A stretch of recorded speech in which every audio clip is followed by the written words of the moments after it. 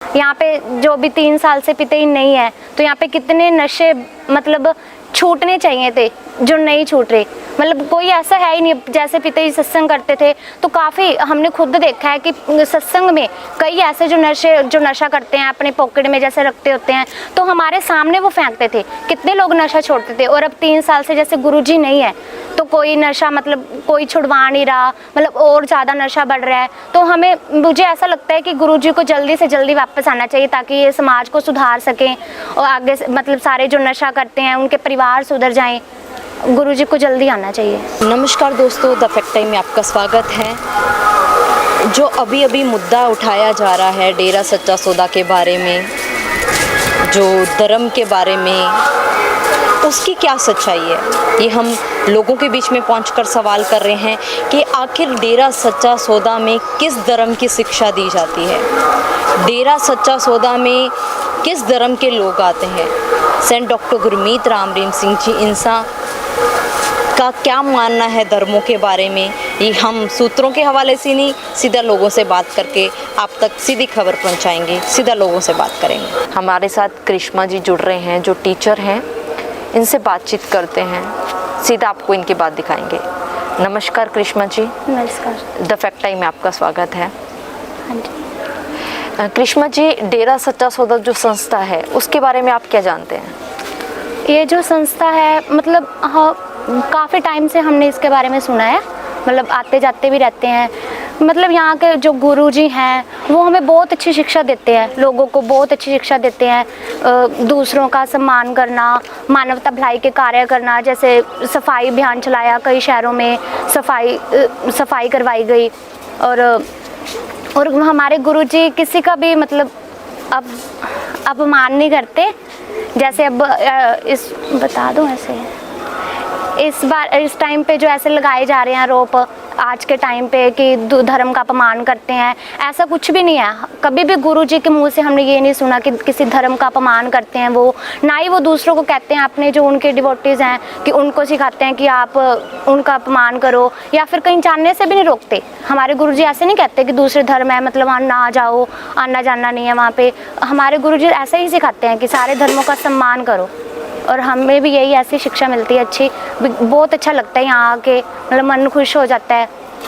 और डेरा सच्चा सौदा किस धर्म के बारे में शिक्षा दी जाती है वहाँ पर?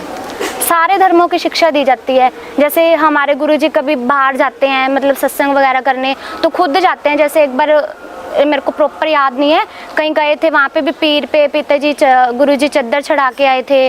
मंदिर भी जाते हैं, हमने खुद देखा हुआ है अपनी आंखों से। जैसे कई बार वीडियोस भी आती हैं। और मतलब किसी का अपमान नहीं करते, सारे धर्म का सम्मान करते हैं। और भी करिश्मा जी, इनके ऊपर और भी आरोप लगाए जा रहे हैं, उनके बारे में कहो। वो सारे आरोप झूठे हैं।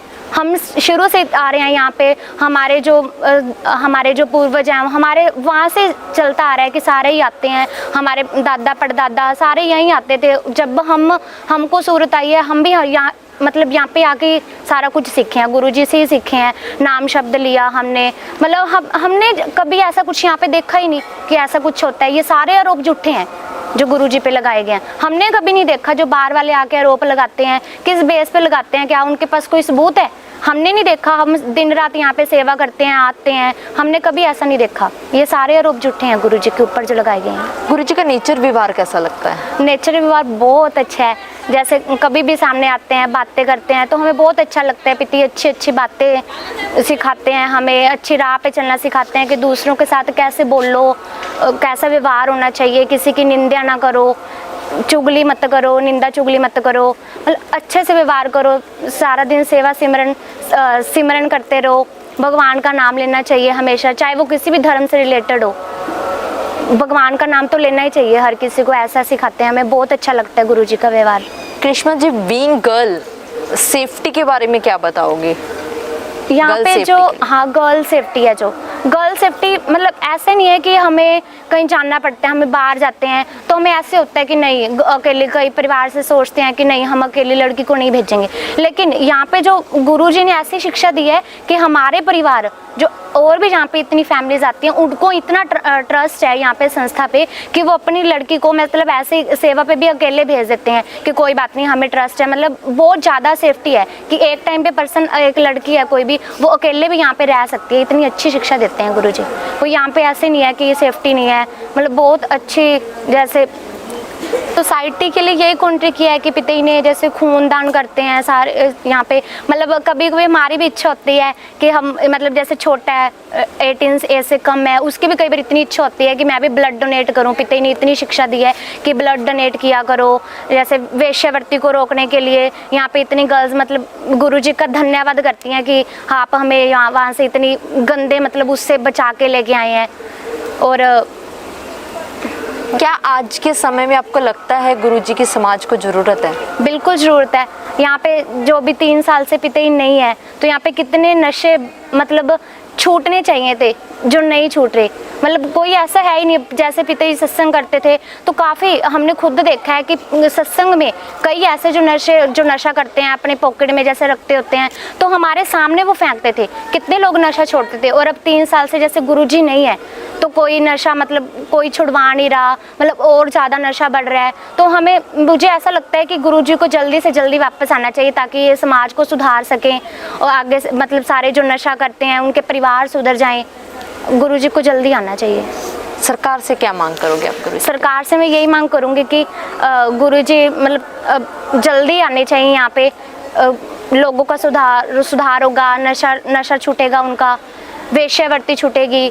लड़कियों को जो सामान मिलना चाहिए वो इस संस्था से ही मिलता है, वो उनको प्रॉपर मिलना चाहिए।